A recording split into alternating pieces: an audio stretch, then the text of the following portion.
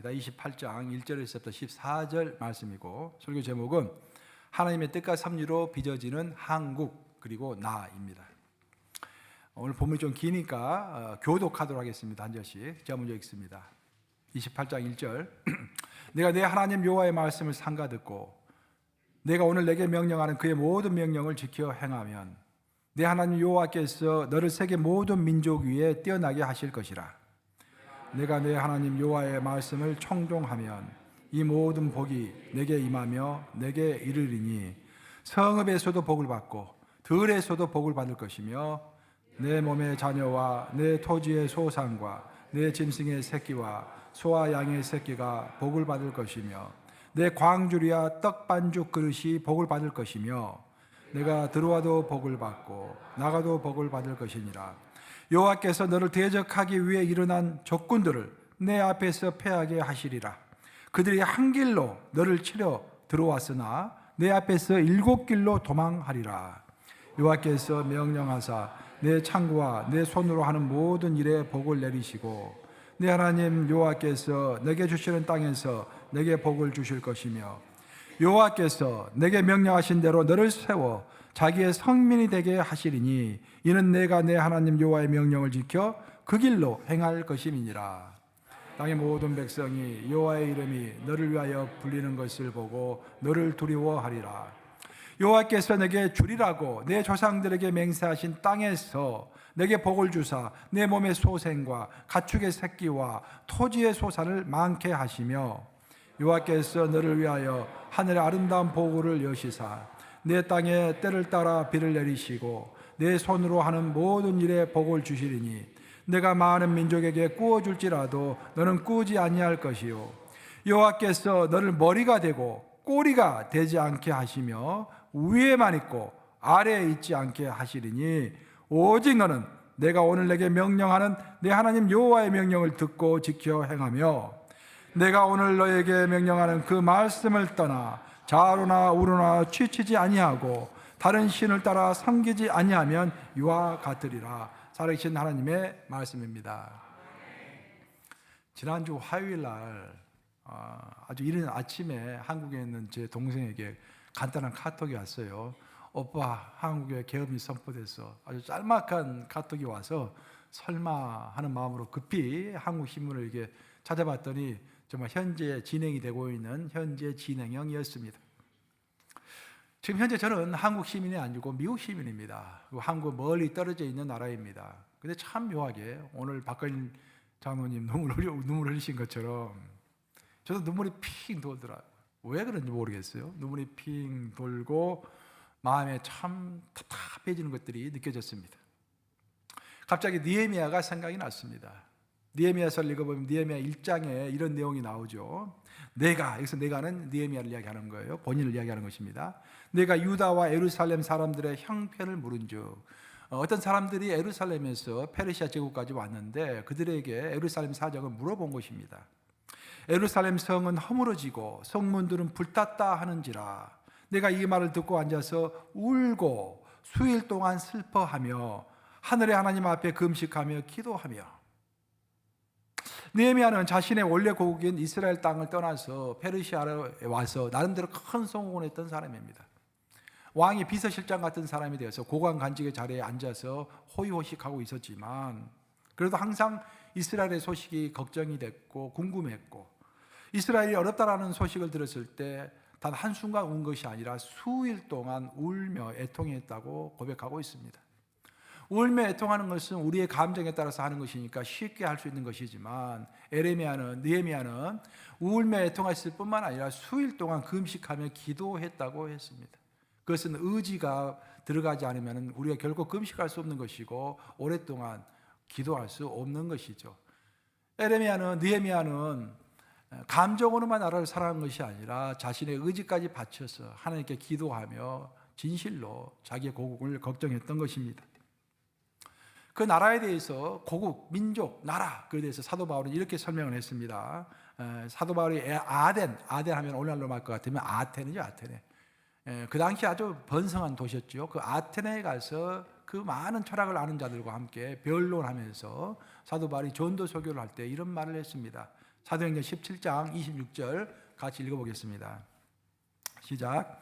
하나님께서는 한 사람으로부터 모든 민족을 만들어 온 땅 위에 살게 하셨고 각 나라의 연대를 미리 정하시고 그들의 국경도 정해 주셨습니다. 전 세계에는 80억 인구가 살고 있고 수많은 민족이 살고 있습니다. 근데 놀라운 것은 이 수많은 민족 하나하나를 그냥 생겨나고 그냥 없어지는 것이 아니라 하나님께서 미리 예정하시고 그들이 그 민족이 언제 일어날고 언제 융성하며 언제 쇠퇴하고 언제 이 땅에서 사라질지를 미리 다 예정하셨다는 것입니다. 우리 한민족의 역사가 수천 년 일지연데 그냥 생겨난 것이 아니라 하나님의 예정하심으로 생겨났고 지금은 구군이 융성해서 정점을 찍고 있고 또 언젠가는 또 그 기운이 흐려질 것이고 또 이 땅에서 사라지든지 계속 유지하든지 그래서 하나님의 장 중에 붙들려 있다는 것입니다. 하나님은 각 민족의 그 운명만 결정하신 것이 아니라 그들이 어떤 땅 지경 안에서 살 것인지 그 땅의 지경까지도 미리 다 정하셨다라고 놀라운 선포를 하고 있습니다. 그래서 힘센 민족이 약한 민족을 점령해서 그들의 땅을 차지하는 것처럼 보이나 그 모두 다 일시적인 것입니다. 하나님이 주시지 않으면 하나님께서 원래 예정하신 그 땅이 아니면은 강대국이 약속을 침입해서 일시적으로 30년, 뭐 길게는 100년, 짧게는 1년 차지하는 것처럼 보이지만 결국에는 하나님이 예정하신 그 땅의 넓이만큼 다시 조정이 되는 것입니다. 땅은 다시 하나님이 원하신 대로 되돌아간다라는 것입니다. 우리의 재물도 마찬가지고 우리의 운명도 마찬가지인 것입니다. 이 땅에서 자기 민족이 없이 태어난 사람은 단 한 사람도 없습니다. 모든 사람은 어떤 특별한 문화와 특별한 언어를 쓰는 민족의 일원으로 이 땅에서 탄생하는 것입니다. 하나님은 우리에게 민족이라는 공동체를 왜 주셨을까요, 여러분? 왜 하나님은 우리에게 민족이라는 공동체를 주셨을까요? 또 하나님은 또 좀 더 넓게 보면 왜 하나님은 우리에게 공동체를 주시는 걸까요? 그 이유는 하나님 우리에게 복을 주시기 위함인데 사랑하는 자가 복이 있기 때문에 우리에게 공동체를 주시는 이유는 그 공동체를 사랑하라고 주신 것입니다. 사랑의 대상이 있는 자가 가장 행복한 자입니다. 만약 여러분 인생을 살아가면서 나는 정말 이 사람만 보면 사랑스럽다 그런 사람이 있다고 한다면 여러분은 행복한 사람입니다. 여러분 바로 옆에 있는 사람 누굽니까? 옆에 보세요. 누가 있는지. 당신의 아내가 있고 당신의 남편이 있잖아요. 아이고 원수 하면 큰일이고 내 복덩어리 너무 사랑스럽다 하면은 그게 복인 거예요. 복이에요. 예. 사랑의 대상이 있는 사람이 가장 복된 사람입니다. 하나님께서는 사랑의 대상으로 공동체를 3개를 주셨다고 성경은 이야기합니다. 성경의 순서에 따르면 제일 먼저 아담과 하와를 통해서 가정 공동체를 주셨죠. 그 다음에 두 번째로 주신 게 바벨탑 사건을 기점으로 해가지고 우리에게 민족을 주신 것입니다. 민족 공동체를 주신 것입니다. 그 시대가 쭉 흘러서 예수님이 예수님이 초림하시고 하늘나라로 승천하신 이후에 성령께서 오심으로 이 땅에 교회 공동체를 우리에게 주신 것입니다. 그래서 이 세 공동체를 내 몸처럼 사랑하면서 내가 사랑의 대상으로 그 어떤 순간이 온다고 할지라도 흔들림이 없이 이 세 공동체를 사랑할 수 있다고 한다면 그 사람이 행복한 사람인 거예요. 행복은 멀리 있는 것이 아닙니다, 여러분. 사랑할 때 행복이 오는 것입니다. 내 가정을 사랑하고 내 교회를 내 몸처럼 사랑하고 내 민족과 나라를 정말 내 뼈를 부숴서까지 안중근 의사처럼 사랑하고 하면 그 사람은 복이 있는 거예요. 근데 가정에 들어가서 보기만 하면 싸우고 교회에 오기만 하면 교회 비판하고 잘못된 것만 눈에 보이고 자꾸 부정적인 소리하고 그리고 나라와 민족에 대해서 앉았다 하면 국가 지도자들 비판하고 하면은 들어오는 복을 자기가 차는 것입니다, 여러분. 하나님이 우리를 하나님의 공동체인 교회로 부르시고 하나님의 자녀로 부르신 이유는 우리에게 복을 주기 위함이심이라고 성경은 명확히 설명하고 있는 거예요. 그래서 우리는 복을 받은 사람입니다. 복을 받을 사람이 아니라 이미 복을 받은 사람이에요. 그 복을 놓치면 안 되는 거예요. 그 복을 놓치지 않기 위해서 어떻게 해야 한다? 나의 공동체, 나에게 주어진 공동체를 사랑해야 한다는 것입니다. 여러분 가정을 사랑하세요. 여러분 교회를 너무너무 사랑하세요. 여러분의 주어진 민족, 한민족, 또 미국에서 사는 사람들, 미국 너무너무 사랑하시고 그러면 우리가 하나님께서 주신 복을 하나도 놓치지 않고 다 받을 수 있는 것입니다. 복잡한 게 아니라 그런 말씀입니다. 성경에서 언급하는 민족, 나라는 성경에서 언급하기를 나보다 더 사랑해야 하는 존재로 성경에서는 언급이 됩니다. 자, 우리 함께 출애굽기 32장 31절과 32절 함께 같이 읽습니다. 시작. 모세가 여호와께로 다시 나아가 여짜오되 슬프도소이다. 이 백성이 자기들을 위하여 금신을 만들어 싸우니 큰 죄를 범하였나이다. 그러나 이제 그들의 죄를 사하시옵소서. 그렇지 아니하시오면 원하건대 주께서 기록하신 책에서 내 이름을 지워버려 주옵소서. 아시다시피 구약에서 가장 대표적인 인물은 모세입니다. 모세가 하나님께 지금 기도하고 있는 내용이에요. 주님, 우리 민족을 살려주옵소서. 우리 민족이 살 수만 있다고 한다면 내가 생명책에서 내 이름이 지워져도 상관없습니다. 생명책은 뭡니까? 천국행 티켓이에요. 천국행 티켓. 생명책에 우리의 이름이 적혀져 있어야만이 우리가 천국에 들어가는 것입니다. 생명책은 구약에서도 언급하고 있지만 요한계시록에서도 언급이 되고 있죠. 거기에 우리의 이름이 적혀져 있어야 하는데 모세가 이야기하기를 주님, 내 이름이 생명책에서 지워져도 좋습니다. 대신 우리 민족을 살려주옵소서. 물론 과장법이겠죠. 과장법이겠죠. 나도 구원받고 민족도 구원받은 게 가장 좋은 것이겠죠. 그렇죠. 그 정도로 민족은 내 가까이에 있고 중요하다, 그런 말입니다. 신약의 가장 대표적인 인물이 누굽니까? 예수님을 제외하면 사도 바울이 되겠죠. 사도 바울도 비슷한 소리를 한 거예요. 로마서에 이렇게 언급하고 있습니다. 9장 1절에서부터 3절까지 한번 같이 읽어보겠습니다. 시작. 나에게 큰 근심이 있는 것과 마음에 그치지 않는 고통이 있는 것을 내 양심이 성령 안에서 나와 더불어 증언하노니 나의 형제 곧 고르게 친척을 위하여 내 자신이 저주를 받아 그리스도에게서 끊어질지라도 원하는 바로다. 사도 바울은 마음에 엄청난 큰 근심이 하나 있었다고 이야기합니다. 그것은 자신의 민족인 이스라엘 백성들이 예수를 영접하지 않는 거예요. 예수를 하나님으로 인정하지 않고 예수를 머사이아 구세주로 인정하지 않는 것입니다. 그것이 마음에 항상 걸렸습니다. 그래서 바울은 하나님께 기도합니다. 주님, 내가 내 이름이 생명책에서 지워진다고 할지라도, 내가 그리스도와의 관계에서 끊어지는 한이 있더라 할지라도, 만약에 내 민족이, 내 가족과 친척이 예수님을 영접한다면 그것에 족해서 내가 예수님과의 관계를 끊을 수도 있습니다. 이것도 과장법이죠. 과장법이죠. 그 정도로 나라와 민족을 중요시하겠다라는 그런 말입니다. 이처럼 민족은 나와 뗄래야 뗄 수 없는 관계이고 나를 희생해서라도 내가 돌봐야 할 존재이며 하나님과 가정과 교회와 아울러서 나의 절대적인 사랑의 대상인 것입니다. 비판의 대상이 아니라, 무엇을 요구하는 대상이 아니라 사랑의 대상인 것입니다. 하나님은 우리를 디아스포라로 부르셨습니다. 그래서 미국에 살고 있지만 우리 민족의 언어인 한국어를 이렇게 예배를 드리고 있지 않습니까? 물론 EM도 있지만 일단 우리는 이렇게 한국어를 이렇게 예배를 드리고 있습니다. 우리 같은 사람을 디아스포라라고 하는 거예요. 민족과 나라를 떠나서 해외에서 사는 사람들, 이렇게 디아스포라로 살아가고 있는 우리에게 특별히 하나님은 우리에게 복을 2배로 주셔가지고 사랑할 대상을 2배로 늘려주셨습니다. 한국도 사랑하고 미국도 사랑하고, 그렇죠? 복된 거예요. 이게 부담스러운 것이 아니라 사랑의 대상, 우리가 이유 없이 무조건 사랑해야 할 그 대상. 우리가 자녀를 사랑할 때 무슨 조건 보고 사랑합니까, 여러분? 아니잖아요. 무조건 사랑하는 거 아닙니까? 아이들 2살 때, 3살 때 얼마나 귀여워요. 그 아이들 보면서 뭐 비판합니까, 우리가? 아이들 무슨 요청합니까? 아니죠. 아이가 난장판을 피우고 해도 2살, 3살 때 하는 것마다 귀엽죠. 나라와 민족이 그런 것이다. 그런 말입니다. 이렇게 절대적으로 환경에도 불구하고 절대적으로 사랑해야 할 절대적 사랑의 대상을 우리에게 2개나 주신 것입니다. 오늘 본문의 신명기에서 모세는 하나님의 영감을 받아서 이런 말을 하고 있습니다. 오늘 본문의 28장 8절을 한번 같이 읽어보겠습니다. 시작.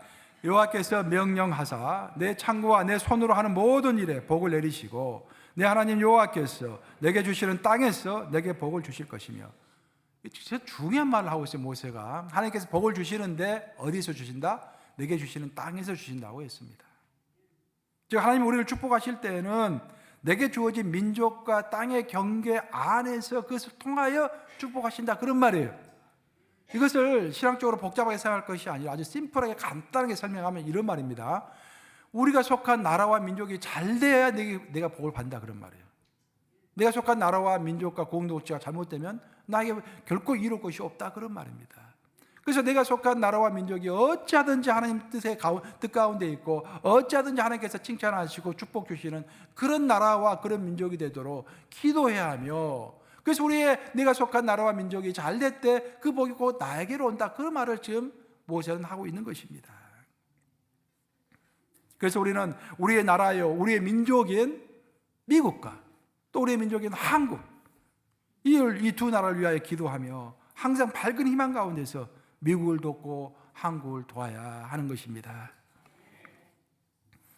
하나님께서 인류를 또 민족을 그리고 개인을 축복하실 때 새로운 시대를 여시면서 큰 축복이 임하는 것입니다. 그러니까 하나님께서 우리에게 주시는 축복을 성경을 쭉 보면은 일상적인 축복이 있고 새로운 전환점을 주시는 획기적인 축복이 있습니다, 여러분. 그것을 분별해가지고 잘 분별하셔야 돼요.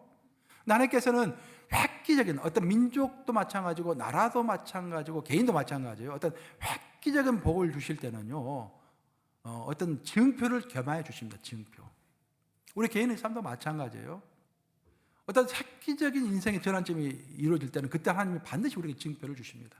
저도 인생을 돌아서 생각해 보면 몇 가지 증표가 있었는데 가장 최근에 있었던 것은 한 30년 전에 있었어요. 하나님 호흡이 좀 기시죠. 30년 전에 하나님의 길을 나서서 하나님께서 부르셔가지고 망설하고 있을 때, 내가 앞길에 대해서 하나님께 기도했을 때, 진지하게 기도했을 때 하나님께서 저에게 꿈을 꾸게 하셨어요. 그 꿈이 한 30년 전에 제가 꿈을 꿨는데 지금까지 그것이 증표가 되어서 내가 어려울 때마다 그 꿈을 다시 돌아봅니다. 하나님께서 막 약속하셨지, 인생은 이렇게 펼쳐질 거야. 항상 희망 가운데 있게 돼요. 그럼 증표를 주신다 이 말이에요. 성경을 읽어보면 하나님께서 노아의 시대 때 인류를 물로 멸망하셨습니다. 노아는 얼마나 마음에 겁이 나겠어요. 야, 앞으로 나도 죄를 지으면 나도 이렇게 홍수 때문에 죽는 거 아닌가? 그런 고민이 있었을 것입니다. 그때 하나님께서는 노아에게 약속하시죠. 내가 절대로 앞으로는 물로 세상을 심판하지 아니하리라. 그의 증표로 뭘 주셨습니까? 무지개를 주신 거예요. 이후에 하나님은 모세를 부르셨습니다. 모세를 통해서 십계명을 비롯한 율법을 주신 거예요.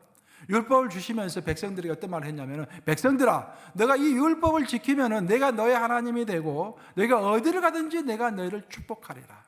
약속하신 거예요. 이스라엘 민족에 있어서 큰 전환점이 된 그런 사건입니다. 그랬을 때 그 율법을 주시고 나서 하나님께서 그 증표로 주신 게 뭡니까? 바로 안식일이다. 안식일. 그래서 안식일을 지킬 때마다 이스라엘 백성들은, 원래는 토요일 날 지키죠. 우리는 주일날 지키고, 토요일에 대해서 안식일을 지킬 때마다 그들은 기억하는 거예요. 하나님이 우리에게 복을 주신다고 했지. 여러분, 유태인들이 세계에서 강력하지 않습니까? 숫자는 적지만 굉장히 강력하잖아요. 유태인의 힘이 뭔지 아십니까? 많은 학자들이 동감하는 것이 뭐냐면 유태인의 힘의 원천은 안식일이다. 안식일을 철저히 지키잖아요. 그 안식일을 지키면서 항상 기억하는 것이 우리는 하나님이 선택하신 민족이다. 특별하게 우리에게 율법을 주셨다. 우리를 축복하신다고 약속하셨다. 그것을 수천 년 동안 이어오고 있는 거예요. 그 누구도 흔들 자가 없다라는 거예요. 그것을. 대단한 것입니다. 하나님께 주신 그 증표를 끝까지 붙들고 있는 거. 아브라함도 마찬가지죠. 하나님께서 아브라함을 선택하셨습니다. 그 아브라함에게 획기적인 약속하십니다. 내가 앞으로 너로 인해서 태어날 자손들이 바다의 모래알처럼 많아질 것이고 너가 좋은 땅, 젖과 꿀이 흐르는 땅을 내가 주리라. 땅과 민족에 관한 약속을 하셨죠. 그러면서 그 약속을 절대 잊지 마라 라고 하시면서 뭘 명령하셨습니까? 너는 할례를 받아라. 그래서 할례가 생겨나는 거예요. 증표로서, 약속의 증표로서 할례를 받은 거예요. 그래서 사람들은 무지개를 볼 때마다, 자기 몸에 새겨진 할례를 볼 때마다 하나님의 약속을 기억하는 것입니다. 잊지 않고 기억하는 것입니다. 세월이 쭉 흘러서 구약의 말기 시대에 오면은 에레미야가 등장하죠. 하나님께서는 에레미야에게 아주 중요한 약속을 주셨죠. 그것을 새 언약이라고 합니다. 하나님께서 에레미야에게 그렇게 말씀하시죠. 보라, 날이 이르리니. 그 날이 이른다라는 것은 미래에 하늘에 계신 하나님께서 인간의 육신을 입고 예수라는 이름으로 이 땅에 오실 것이다. 그 말을 하시는 거예요. 그 날이 이르르니 그때 그 머사야가, 그 구세주가 이 땅에 새 언약을 주며 새 계명으로 너를 인도하실 것이다 라고 미리 예언해 주시죠. 실제로 예수님이 이 땅에 오셔가지고 새 언약을 주셨는데 새 언약이 뭡니까? 내가 너에게 새 언약을 주노니 내가 너에게 새 계명을 주노니 서로 사랑하라. 내가 서로 사랑하면 이로써 모든 사람이 너희가 내 제자인 줄 알리라. 사랑이 그렇게 중요한 것입니다, 여러분. 예수님의 새 계명이 사랑인 거예요. 하나님 사랑, 이웃 사랑. 그러면서 그 하나님의 계명을 잊지 말라는 의미에서 주신 것이 바로 성찬식입니다. 성찬식. 우리 성찬식 할 때 내가 잔을 들고 이야기하죠. 잔을 들고 주님께서 떡을 떼신 다음에 축사하시고 떡을 뗀 다음에 다 나눠주고 식후에 잔을 들고 뭐라고 말씀하셨습니까? 이 잔은 너와 나의 새 언약의 잔이니 이것을 마실 때마다 나를 기념하라 하셨습니다. 그런데 선포하잖아요. 그 성경에 나온 말씀 아닙니까? 그래서 우리는 성찬식을 들 때마다 우리는 새 언약에 있는 사람이고 우리가 예수님께서 십자가에서 보여주신 그 사랑 때문에 우리가 구원받은 자들이고 나는 하나님의 자녀다라는 것을 계속해서 기억하는 것입니다. 이렇게 하나님은 어떤 획기적인 인생과 어떤 역사의 사건을 벌이실 때마다 우리의 역사를 새롭게 만드실 때마다 어떤 증표를 주신다라는 거예요. 최근 20, 30년 동안 한국은 그야말로 한민족 역사상 그 유례가 없을 정도로 큰 발전을 했습니다. 여러분 한국 역사를 쭉 보세요. 오늘날처럼 이렇게 국군이 융성했던 때가 없습니다. 지금 최고로 잘 나가고 있을 때입니다, 한국이. 물질적인 측면에서 말할 것도 없이 반도체, 자동차, 화학, 철강, 조선, 핸드폰, 가전, 제2차 전지 말할 것이 없죠. 세계에서 탑으로 나가는 가장 중요한 물건들은 다 한국에서 만들어지고 있어요. 지금 현재 한국은요, 세계 경제 바로미터라고 그럽니다. 세계 경제가 잘 나가고 있는지 잘 나가고 못하고 있는지 알려면은 한국 산업의 그 설비 가동률 그리고 수출 그 두 가지 보면은 세계 경제가 어떻게 흘러가고 있는지를 가장 빨리 알 수 있다고 그래요. 그래서 한국이 아주 표준이 돼 있어요, 지금 세계 경제에. 근데 그 발전이 단순히 한국이 물질의 발전에만 머무는 것이 아니라 잘 아시다시피 최근에는 드라마, 대장금 얼마나 재밌습니까? 제가 신학교 다닐 때 대장금이 나왔는데 시험 공부해야 하는데 대장금 비디오 테이프 10개를 빌려놨는데 그걸 하나만 보고 공부해야지. 2개만 보고 공부해야지. 그러다 공부를 못합니다. 그런 드라마, 그 드라마가 이란이나 이라크 같은 데 그렇게 인기가 좋다는 거 아니에요. 동남아시아도 그렇고 중국도 그렇고. 또 영화. 우리가 정말 1등을 했죠. 전 세계를 휩쓸었죠. 영화도 그렇고. 가요는 말할 것도 없고. 문학도 노벨상을 받고. 음식, K-푸드 얼마나 유명합니까? 문화 전반적인 것, 물질만이 아니라 눈에 보이지 않는 소프트 파워라고 그러잖아요. 그럼 문화적인 것까지 전 세계를 지배하면서 아주 한국의 발전이 그 의미가 아주 크다고 하겠습니다. 제 기억으로 이것이 오래전부터 있었던 일이 아닙니다. 불과 한 20, 30년 만에 지금 벌어진 사건인데 이런 국군의 큰 융성을 앞두고 하나님께서 분명한 증표를 우리에게 주신 적이 있습니다. 그것이 바로 IMF 사태입니다.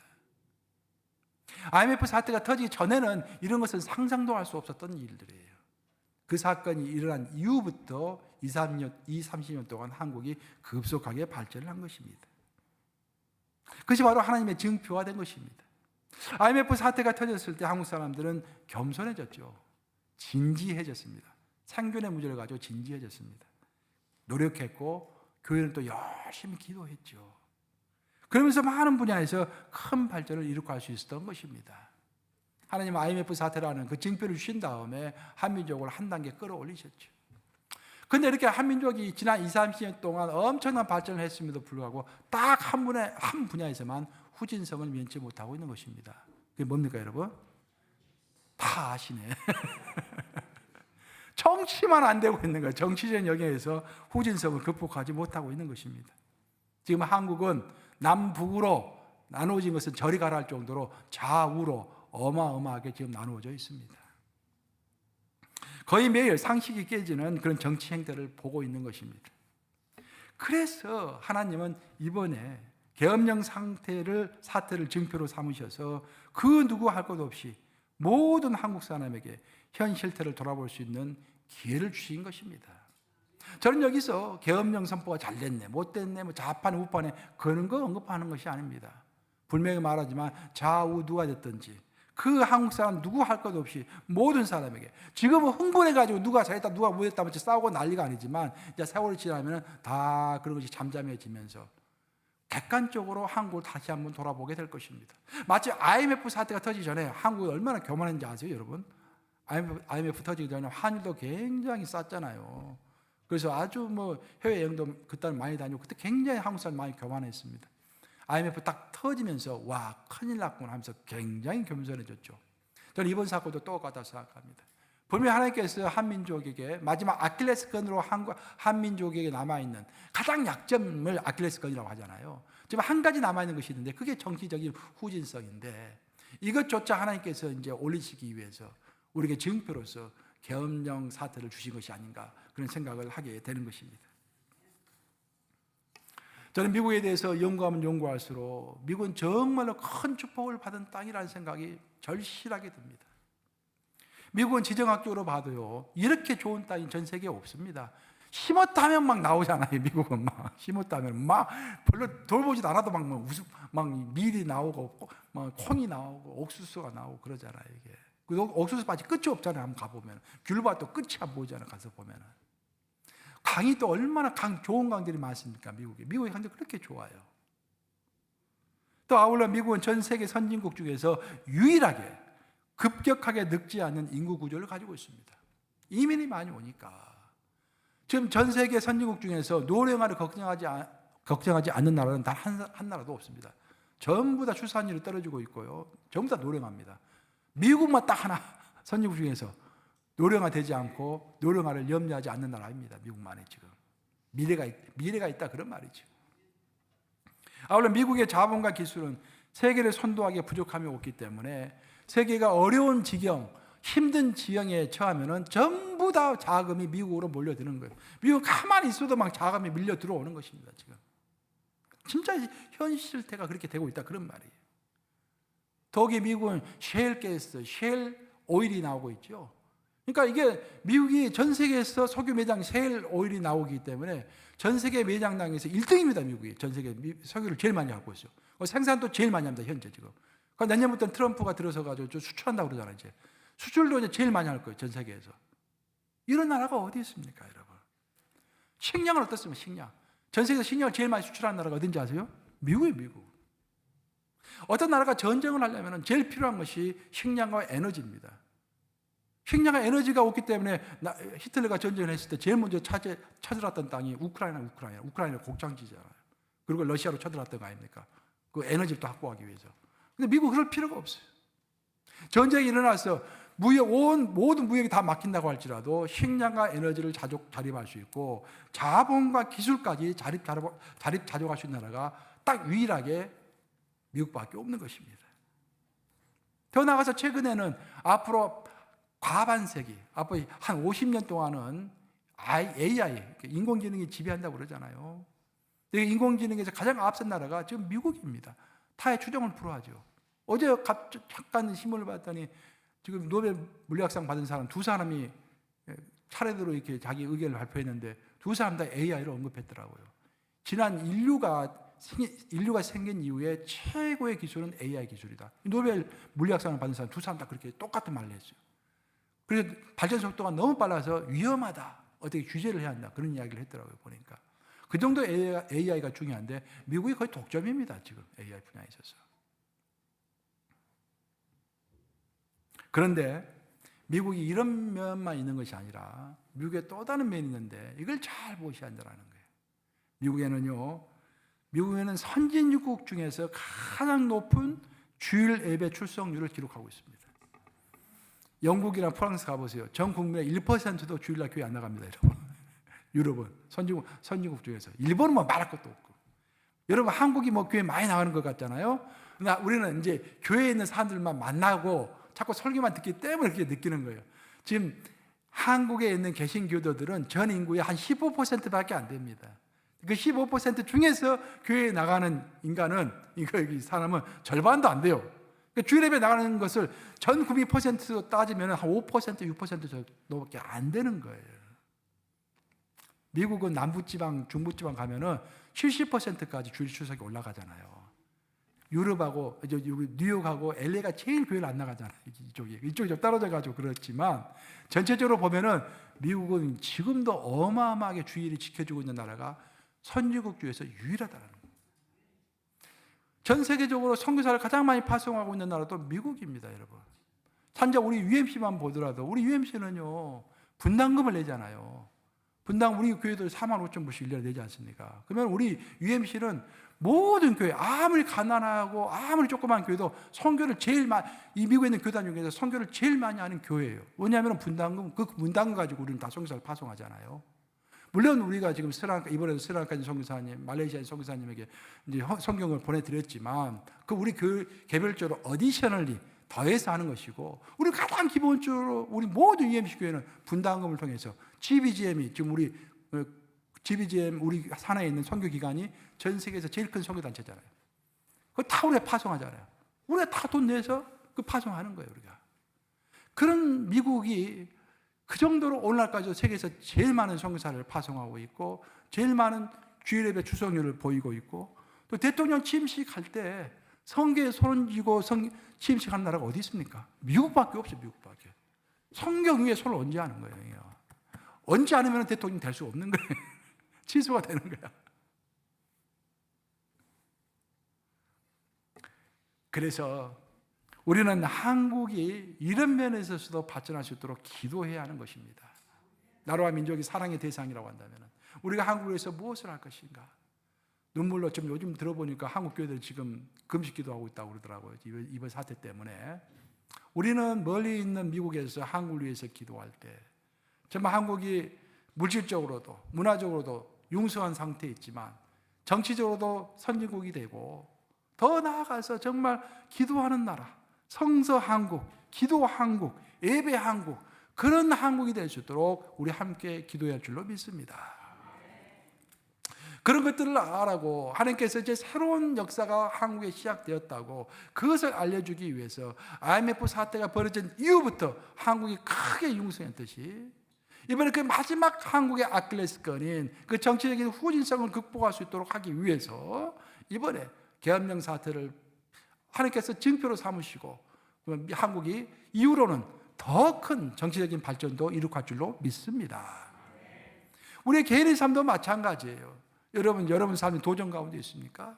어려울 때도 있죠. 근데 놀라운 것은 그 어려울 때 우리가 징표를 받는다라는 거예요. 노아는 이 전 세계가 물로 다 멸망해가지고 절망 가운데 있을 때 하나님으로부터 무지개를 징표로 받았습니다. 아브라함은 자신의 고향인 갈대아 우르를 떠나서 하란을 떠나서 이제 이방 땅에 와가지고 갈 곳을 모르고 헤매고 있을 때 하나님께서 징표로 너 할례를 받으라 라고 말씀하신 거예요. 가장 어려울 때 하나님은 우리에게 징표를 주십니다. 새 언약도 마찬가지죠. 예수님이 십자가에 못 박히시기 바로 전날 밤이었습니다. 가장 어려울 때, 가장 인생의 어두운 시기에 하나님께서 성만찬을 명령하셔서 예수께서 성만찬을 집행하심으로 새로운 시대를 여신 것입니다. 그래서 우리는 그런 것을 볼 수 있는 눈을 가져야 돼요. 어려울 때 이 사건 때문에 새로운 징표가 주어지고 이 새로운 징표 때문에 내가 새로운 단계로 들어서리라는 그런 희망을 가져야 하는 것입니다. 교회도 마찬가지예요, 여러분. 교회 사랑의 대상입니다. 항상 사랑하고 항상 긍정적인 소리하고 우리 교회가 어떤 일이 있다 할지라도 새로운 징표로 이제 더 나아가리라. 용수철이 팍 올라갈 때는 이렇게 쫙 압축되어 있을 때 표면은 팍 날아가잖아요. 예? 이럴 때, 압축될 때, 이럴 때 더 감사하고 더 기대하는 저와 여러분 되시기를 주님의 이름으로 축원합니다. 승무원들이 친절하기로 아주 소문난 비행사가 하나 있죠. 캐세이 퍼시픽, 홍콩에 이제 기반을 둔 영국계 이제 비행사인데, 캐세이 퍼시픽이 가장 유명한 게 뭡니까? 승무원들이 아름답고 승무원들이 친절하기로 유명하잖아요. 캐세이 퍼시픽이. 근데 그 승무원들이 대대적으로 스트라이크를 한 적이 있습니다. 파업을 한 적이 있어요. 그래서 어떻게 해서 캐세이 퍼시픽 승무원들이 파업을 하나 궁금해가지고 사람들이 막 기자들이 이제 취재를 했어요. 드디어 이제 파업한다라고 선포한 당일이 됐습니다. 이제 승무원들이 안 나오나 어떻게 하나 이제 피켓 들고 나오나 막 궁금하게 생각했는데 전부 다 옷도 깨끗하고 다 그대로 나온 거예요. 일을 그대로 한 것입니다. 평상시하고 전혀 다름없이 일을 하는 거예요. 가만히 보니까 딱 한 가지만 차이가 있어. 평상시처럼 똑같이 일을 하고 있는데 얼굴에 미소를 전혀 띄지 않고 무뚝뚝하게 선진들 대하면서 일을 하는 거예요. 이것도 파업이나? 이제 사람들이 생각한 거죠. No Smile Strike, No Smile 파업이라고 이름이 붙여졌는데 그 파업이 상당히 오랫동안 계속 진행이 되었습니다. 근데 회사 측에서도 그것을 제재할 수 없는 이유는 뭐 회사를 나오지 않는다거나 그건 뭐 자를 수도 있고 뭐 그런데 일은 다 하는데 미소만 짓잖아. 그러니까 회사가 어떻게 할 수가 없잖아요. 놀랍게도요. 그 파업이 한 달, 두 달, 세 달 지속되니까 그 비행사, 항공사의 수입이 뚝 떨어진 것입니다. 승무원의 미소 한 가지가 항공사의 운명을 좌우한 것입니다. 우리들 신앙에 있어서 그러면 신앙의 미소는 무엇일까요, 여러분? 없어도 될 것 같지만 이것이 없으면은 신앙의 활동력이 뚝 떨어지는 것, 신앙의 미소 같은 것이 뭘까요? 그것이 바로 희망이라고 하는 것입니다. 희망은 있어도 되고 없어도 되는 것처럼 보이지만 희망이 있는 사람과 없는 사람은요 하늘과 땅 차이인 것입니다. 모든 면에서 모든 신앙생활을 정상적으로 하고 있을지라도 우리에게 희망이 없으면은 우리에게 신앙의 미소가 없는 것입니다. 우리는 하나님의 자녀이지만 또 이 세상을 발딛고 살아가야 하기 때문에 어떨 때는 정말 인생의 나락으로 떨어질 때가 있습니다. 근데 우리는 하나님의 자녀이기 때문에 인생의 나락으로 떨어졌으면 이것 또한 하나님의 섭리 가운데 있을 것이기 때문에 하나님께서 반드시 나를 이 구렁에서 끌어올리실 것이다 라는 희망을 가져야 하는 것입니다. 그 희망 가운데서 기대할 때 하나님은 우리에게 회복의 증표를 주시는 것입니다. 그 증표를 붙들고서 그 구렁텅이에서 빠져나오게 하시는 것입니다. 계엄령이 선포된 한국도 이제 새로운 대통령을 맞이한 미국도 새로운 사건 가운데서 구렁텅이 속에서 헤매고 있는 우리에게도 내 개인의 삶에도 우리의 신앙 미소인 희망은 결코 놓치지 말아야 하는 것입니다. 우리는 하나님으로부터 그분의 뜻과 섭리 가운데서 이제부터 하나님께서 이루실 일을 기대해야 하는 것입니다. 오늘 본문에서 분명히 하나님은 이런 놀라운 말씀하셨어요. 제가 한번 여러분들을 위해서 읽어드리겠습니다. 신명기 28장 12절에서 14절 제가 읽어드릴게요. 여호와께서 내 손으로 하는 모든 일에 복을 주시리니, 이 말은 여러분들 무슨 일을 하든지 복을 받는다. 이 말은 무슨 일을 하든지 내가 많은 민족에게 꾸어줄지라도 너는 꾸지 아니할 것이요. 와, 우리가 너무 사랑하는 말이죠. 여호와께서 너를 머리가 되고 꼬리가 되지 않게 하시며, 목사님들 자녀들에게 기도할 때 제일 여러분들 좋아하시는데요, 위에만 있고 아래에 있지 않게 하시리니 내가 오늘 너에게 명령하는 그 말씀을 떠나 좌로나 우로나 치우치지 아니하고 다른 신을 따라 섬기지 아니하면 이와 같으리라. 자, 놀라운 축복을 주시는데 한 가지 전제 조건이 있다는 것입니다. 좌로나 우로나 흔들리지 말고 하나님 말씀만 붙잡고 하나님께서 한번 주신 그 증표만 딱 붙잡고 10년, 20년, 30년 묵묵히 걸어가라, 그런 말입니다. 한국은 계엄령 사태로 지금 현재는 소란스럽지만 이것이 나라와 민족의 큰 징표가 될 것입니다. 그 이후 IMF 사태 이후에 한국의 국운이 아주 뻗쳐 올라왔듯이 그 마지막 아킬레스건인 정치적인 영역에서도 큰 진보가 있을 줄로 믿습니다. 우리의 개인의 삶도 마찬가지입니다. 어떤 사태에 있을지라도 하나님께서 우리에게 증표를 주시고 우리가 희망 가운데 있는 한, 우리가 신앙의 미소를 짓고 있는 한 우리는 반드시 승리할 줄로 믿습니다. 기도하셨습니다. 좋으신 아버지 감사합니다. 한국을 내 민족으로 주신 것 감사하며 미국을 내